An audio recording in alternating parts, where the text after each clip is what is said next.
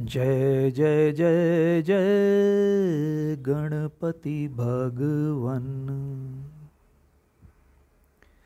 जय जय जय जय गणपति भगवन। मुंबई तो सपनों का शहर है, माया नगरी, द सिटी ऑफ अपॉर्चुनिटीज। यहाँ पर तो सबसे गैर पारंपरिक क्षेत्रों में भी काम करने के और आगे बढ़ने के अवसर मौजूद हैं।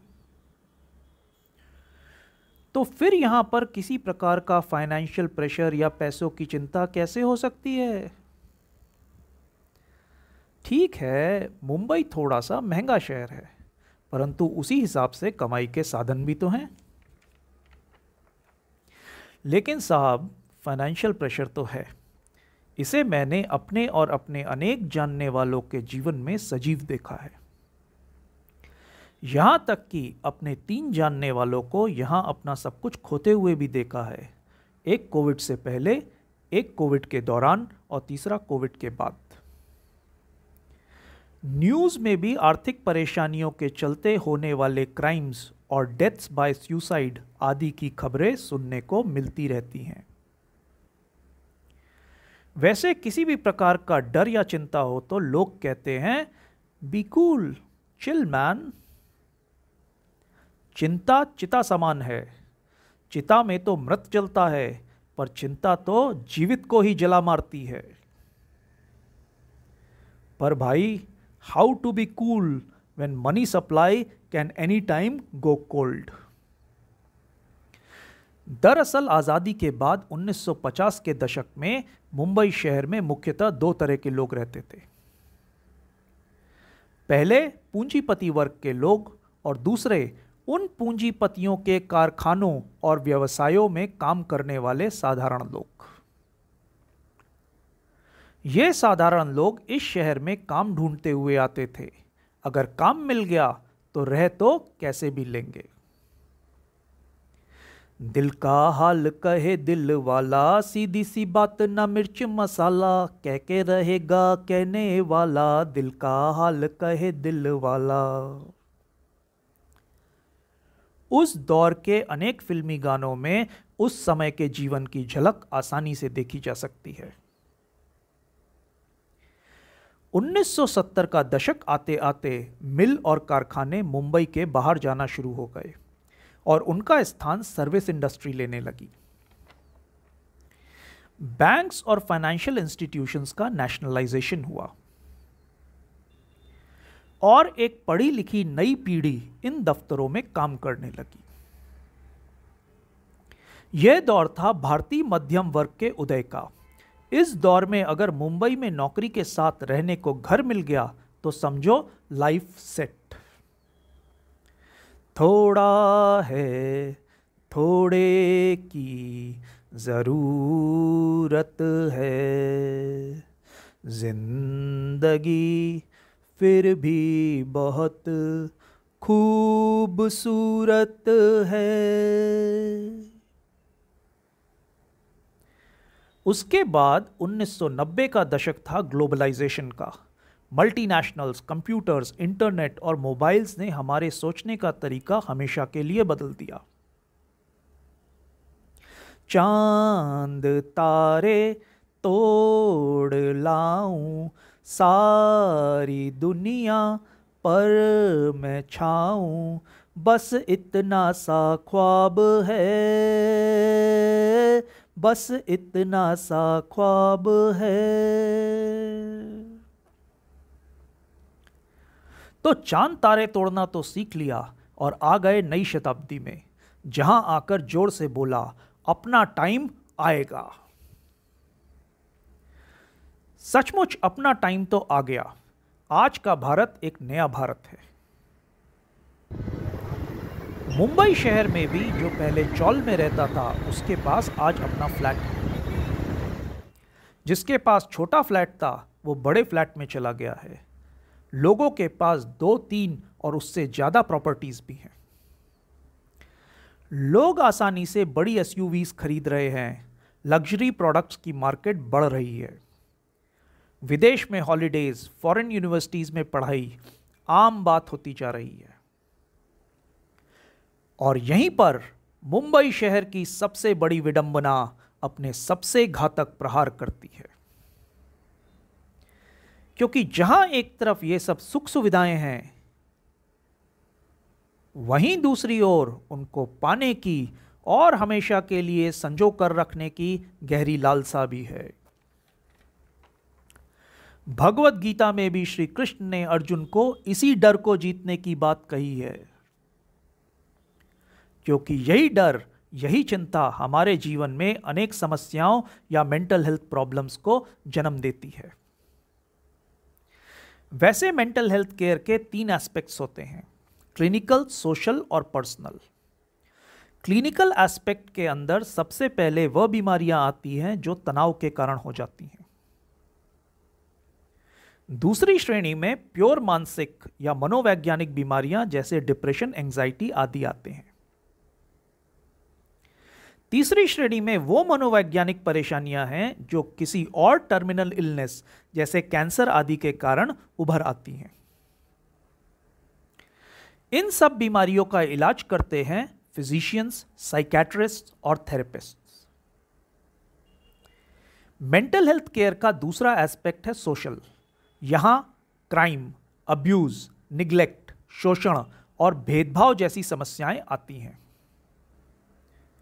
इस क्षेत्र में कार्य करते हैं medical social workers, community workers, NGOs और पुलिस तथा सरकारी विभागों के social cells. Mental health care का तीसरा एस्पेक्ट है पर्सनल। यहां थकान, डर, चिंता, गुस्सा, दुख और अकेलापन जैसी परेशानियां आती हैं।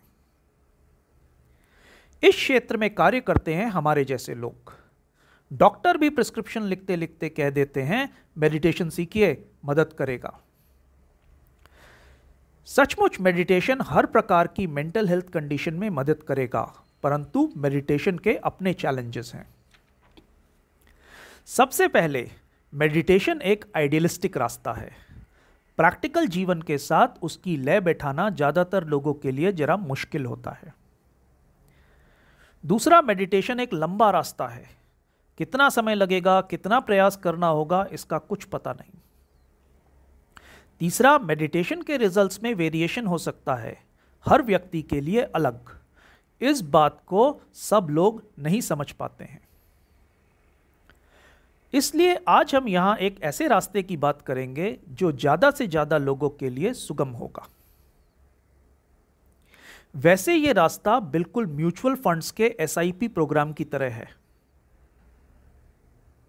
तो जैसे म्यूचुअल फंड्स में छोटे छोटे एसआईपी, सिस्टमैटिक इन्वेस्टमेंट प्लान से एक बड़ा कॉर्पस बन जाता है, वैसे ही इस तरीके से बड़े से बड़ा डर काबू में आ जाता है। मेडिकल साइंस की टर्मिनोलॉजी में इस रास्ते को कहते हैं स्पिरिचुअल केयर। स्पिरिचुअल केयर का इस्तेमाल पूरी दुनिया में कैंसर आदि जैसी जीवन घातक बीमारियों के इलाज के लिए किया जा रहा है। आसान शब्दों में, जब इलाज के दौरान मन की पीड़ा को शांत करने के लिए आध्यात्मिक तरीकों का इस्तेमाल किया जाता है तो उसे स्पिरिचुअल केयर कहते हैं। लेकिन एक बात सोचिए, क्या यह जरूरी है कि हम पहले बीमार पड़ें, अस्पताल जाएं और फिर स्पिरिचुअल केयर का फायदा उठाएं? क्या स्पिरिचुअल केयर का इस्तेमाल हम अपने मन के डर या चिंता की आदत को बदलने के लिए नहीं कर सकते हैं? बिल्कुल कर सकते हैं, और सन 2018 से मैं इसी कार्य में लगा हुआ हूं। 350 से अधिक लोगों के साथ 3500 से अधिक स्पिरिचुअल केयर सेशंस कर चुका हूं। थकान, डर, चिंता, गुस्सा, दुख, अकेलापन आदि इन सभी समस्याओं के लिए स्पिरिचुअल केयर उपयुक्त साबित हुआ है। उदाहरण देखना है तो इस वीडियो सीरीज का पिछला एपिसोड देखिए। मुंबई में डेली ट्रैवल की थकान को कम करने हेतु आंखें बंद करके बैठ जाना। जो लोग अपनी गाड़ी स्वयं चलाते हैं वो भी अगर मुस्कुराते हुए, गुनगुनाते हुए या संगीत सुनते हुए, खास तौर पर भजन सुनते हुए गाड़ी चलाएं तो थकान कम होगी। ऐसे ही अगर डर लगता है, चिंता होती है, तो सबसे पहले जोर से ठहाका मारकर हंसना सीखिए। हा हा हा हा हा हा हा हा। ये सब स्पिरिचुअल केयर के एकदम प्रारंभिक तरीके हैं, जिनका लोहा मॉडर्न साइंस भी मान चुकी है। स्पिरिचुअल केयर की मदद से आप अपने जीवन की परिस्थिति को समझते हुए अपने मन में छुपी ताकत को आसानी से जगा सकते हैं, और फिर उस ताकत की मदद से अपने हर डर और अपनी हर चिंता से मुक्त होना भी आसानी से सीख सकते हैं। स्पिरिचुअल केयर का रास्ता बहुत आनंददायक है, क्योंकि यहां आप सीखते हैं कहानियों की मदद से, गीतों की मदद से। भगवत गीता जैसे शास्त्रों और मेडिटेशन जैसे डिसिप्लिन्स को भी आसान और सुगम तरीकों से सिखाया जाता है। यही कारण है कि स्पिरिचुअल केयर के माध्यम से ज्यादातर लोग बहुत जल्द ही अपनी क्वालिटी ऑफ लाइफ में सुधार महसूस करने लगते हैं। यह सब बस हफ्ते में एक एक घंटे के 2 सेशंस के द्वारा अचीव किया जाता है। तो दोस्तों, किसी भी प्रकार का डर या चिंता हो, चाहे पैसे की, प्रेम की या परिवार की, तो याद रखिए आपके पास 3 ऑप्शंस हैं।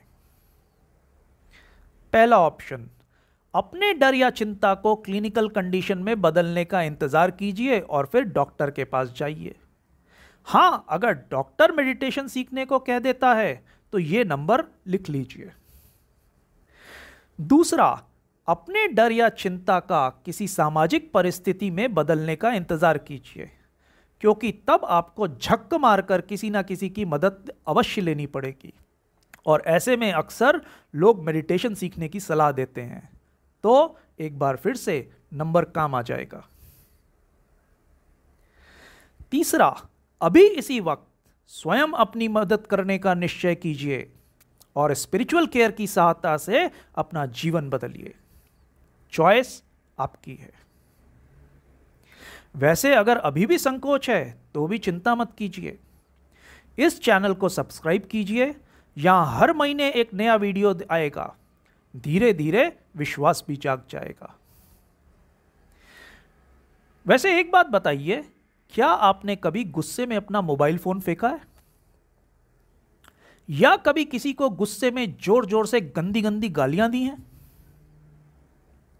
अगर ऐसा हुआ भी है तो वरी नॉट, हम है ना, अगले एपिसोड में इस समस्या की भी बात करते हैं। तो चलिए मिलते हैं। जय जय जय जय गणपति भगवन, जय जय जय जय गणपति भगवन, जय जय जय जय गणपति भगवन।